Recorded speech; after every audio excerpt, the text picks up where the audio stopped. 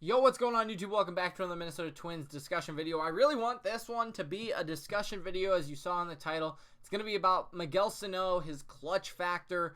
Do we really need him on the team? Do we not? I'm going to go through that here in a second. So, of course, there's basically two sides to this issue.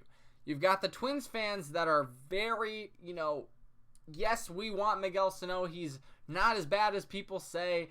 Yes, he strikes out a lot, but he hits a lot of home runs.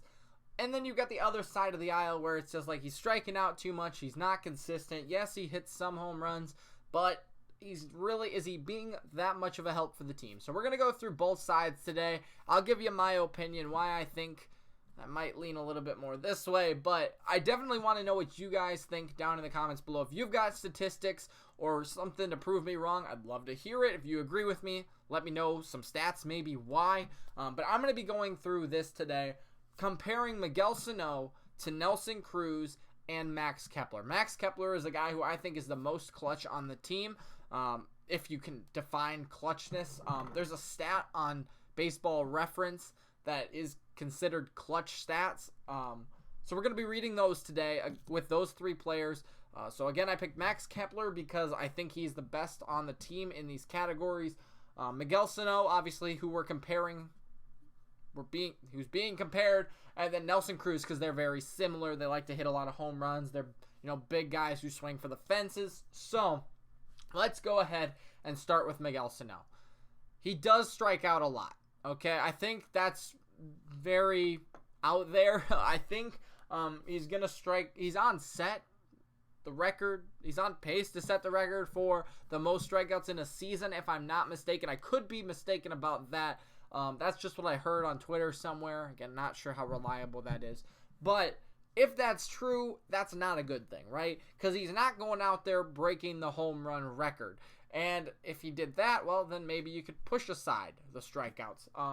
So I get that, yes, he does strike out a lot. That's a problem. That's why I say he needs to be more consistent. And if he is more consistent, well, who knows? We actually might have a superstar. But on the other side of things, yes, he strikes out a lot, but still, he is the third highest Twin in the history of the Twins in slugging percentage, minimum 1,500 appearances, and he's 1 point behind Justin Morneau, at least when I saw this tweet. The stats from being in second place in a slugging percentage, I can't remember what it is. It's like 680 something, I think. So, I mean, that's obviously really good.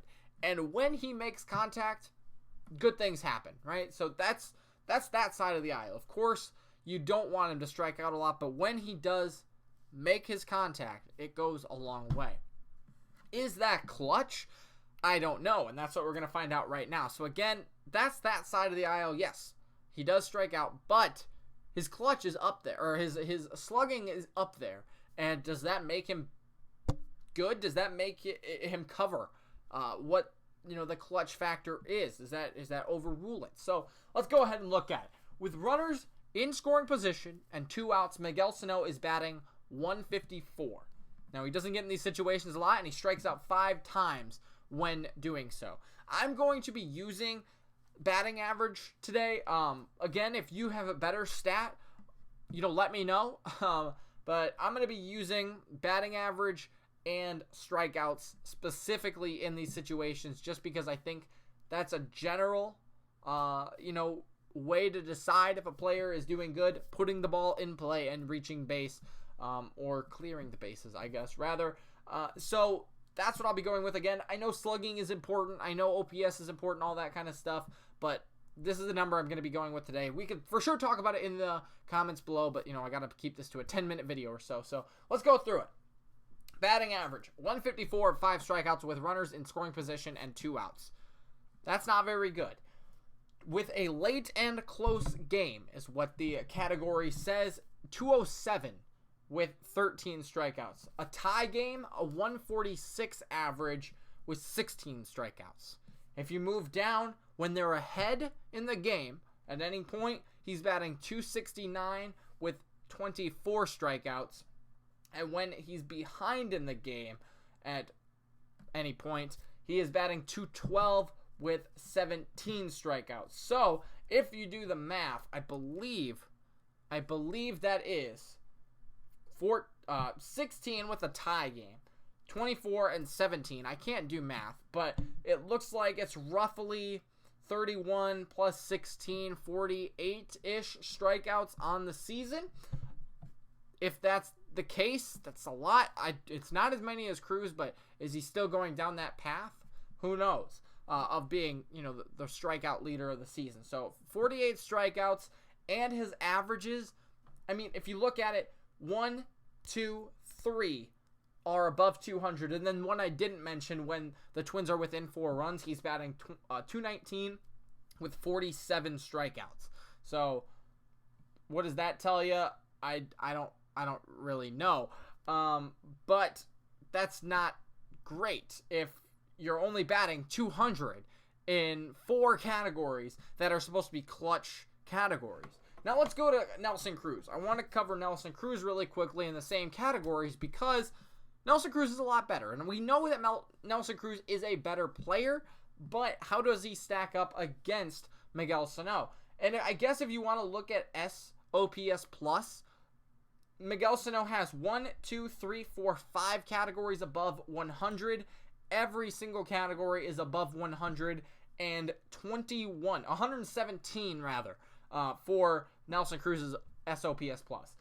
So if you look at the batting average again though, and the strikeouts, with 2 outs and runners in scoring position, Nelson Cruz is batting 375 with 12 strikeouts. Again, compare that to Miguel Sano's 154 with 5 strikeouts. Not too great. In a tie game, Nelson Cruz is batting 309 with 15 strikeouts. When they're ahead, 320 with 33 strikeouts. And when they're behind, 206 with 23 strikeouts. Better numbers. He doesn't have any that are below. What's the lowest? 243? 206, the last number, when they're behind. That's the worst he is batting in a clutch situations. So, where do you compare, how much can you compare Miguel Sano and say he is like Nelson Cruz? Again, Nelson Cruz, a veteran, has been around the league more.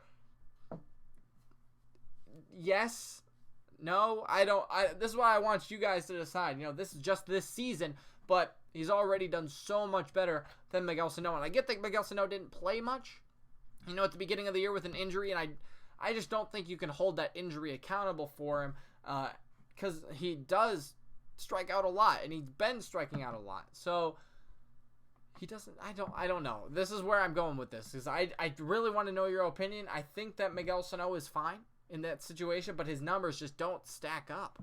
And now I do want to go to Max Kepler. Again, in his clutch stats, however you measure them, I think he does incredibly well. If you look at 2 outs, runners in scoring position, 345 batting average with 3 strikeouts. That's very good. You go down to a tie game, he's batting 228. Okay, so he doesn't do great in a tie game, strike out 23 times. Okay, that's his lowest stat at 228.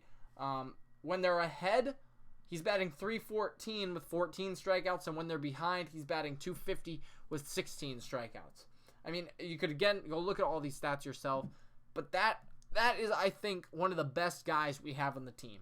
And again, his lowest number in that category is a 228 batting average when the game is tied. All of his SOPS plus are above 100 except for that category with the tie game. And again, does that mean Nelson Cruz is more clutch than Max Kepler? I don't know, but it looks like both of these guys are so much more clutch than Miguel Sano. And of course, the only reason I'm battling that argument is because I know that people have said he's clutch against the Angels when he hit that 2-run home run, to put us up. And it was a clutch situation in the top of the 8th inning. We won that game. Yes, exactly. He hit that home run. That was great. I know he hit another home run the other day. He hit 2 home runs or 3 home runs in Chicago. Does that mean that he's clutch? I don't know. Does that mean we should keep him around? I don't know. The reason I'm putting all this out there, though, is if he does well, which I want him to, the stats don't lie, though, we can trade for him, right? We can trade him for somebody better. And will we get somebody better? I don't know. I don't know if we'll even trade him. That's not the point. The point is he that clutch person that we really need on the team, or are we better off trading him for somebody else down the line, especially with the All-Star break and the trade deadline coming up here. Is this the guy that we can get rid of? Is he disposable for somebody we can maybe get long-term? Not talking about Bumgarner. I'm talking about like a Noah Syndergaard or Anthony Rendon, somebody that, we can keep around for several years and build next year off of. I just don't know if we can do that with Miguel Sano. But again, I want to know your opinion down in the comments below. I want this side, who says he's great, who says we need him, to give me stats. Show me why. And same with this side. If you agree with me or if you don't, I want to see stats. I want to see your proof. I want to hear your opinions on where you line up with Miguel Sano on the team. I just don't know anymore, really. So I do want to know your opinion. Let me know down in the comments below. If you guys missed this morning's video about who got snubbed from the All-Star game, my reaction to that, go click here. Otherwise, we will see you tomorrow for another one, or tonight. I got another video coming tonight. So let's get that going, and I'll see you then.